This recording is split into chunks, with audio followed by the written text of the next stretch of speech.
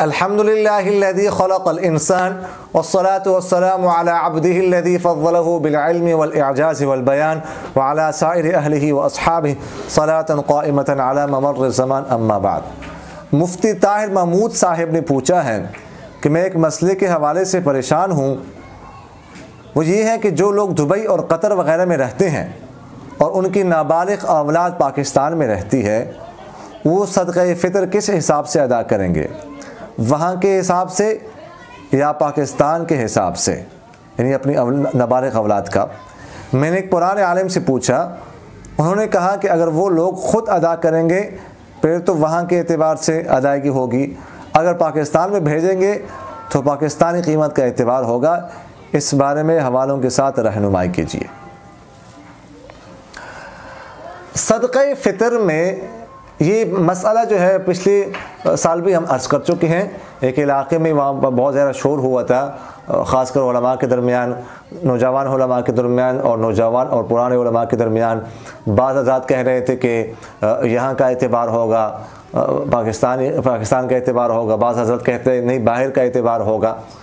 تو اس حوالے سے جو ہے نا کافی شور ہوا تھا، تو پھر ہم نے جو ہے نا میں نے ایک واٹس ایپ گروپ میں ایک میسیج ریکارڈ کیا تھا، سینڈ کیا تھا اس حوالے سے۔ میں اس کا جو ہے نا وہ خلاصہ عرض کرنے لگا ہوں کہ جو لوگ باہر رہتے ہیں اور ان کی نابالغ اولاد پاکستان میں رہتی ہے، تو صدقہ فطر جب وہ ادا کریں گے تو کس قیمت کا اعتبار کیا جائے گا؟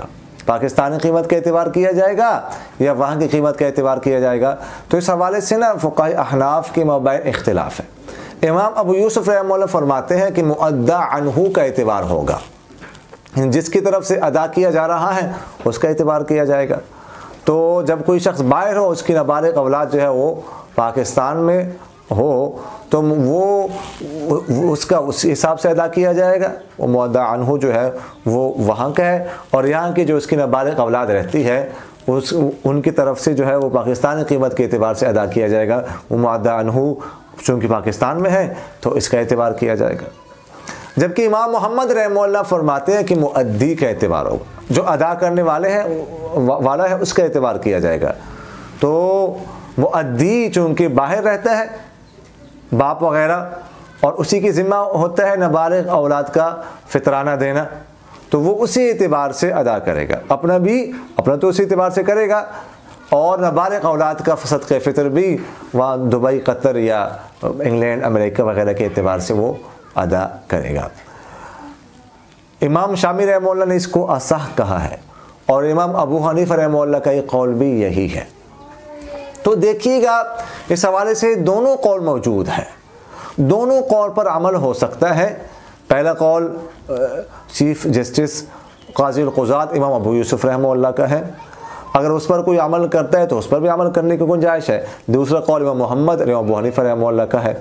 دوسری قول پر عمل کرنا زیادہ بہتر ہے، اس لیے کہ یہ انفع للفقراء ہے، اس میں فقراء کو فائدہ ہوگا۔ ظاہر ہے کہ اب باہر کے اعتبار سے وہ ادا کرے گا تو صدقہ فطر زیادہ بنے گا، تو فقراء کو زیادہ ملے گا، تو اس اعتبار سے جو ہے نا وہ یہ فائدہ ہے۔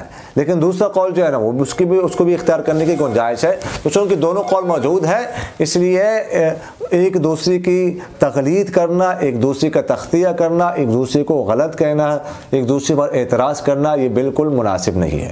ایک دوسرے کے آراء کا احترام کرنا چاہیے، اور ایک دوسرے کے آراء کو جو ہے وہ غور سے سن کر اس پر غور کرنا چاہیے، نہ کہ ایک دوسرے کو جو ہے وہ غلط کہا جائے۔ تو یہ کچھ گزارشات تھی، پچھلے سال بھی میں نے عرض کی تھی واٹس ایپ گروپ میں، اور اب بھی جو ہے وہ عرض کرنا ہو۔ تو جو حضرات جو ہے نا امام ابو یوسف رحمہ اللہ کے قول پر عمل کرتے رہے، مثلا بعض لوگوں نے پوچھا تھا کہ جب یہ دوسری رائے سامنے آ گئی کہ ہم نے تو یہ پاکستانی اعتبار سے ادا کیا تھا، کسی نے 20 سال سے کوئی ادا کر رہا ہے، 15 سال سے 30 سال کا بھی سوال آیا تھا، تب وہ کیا کریں؟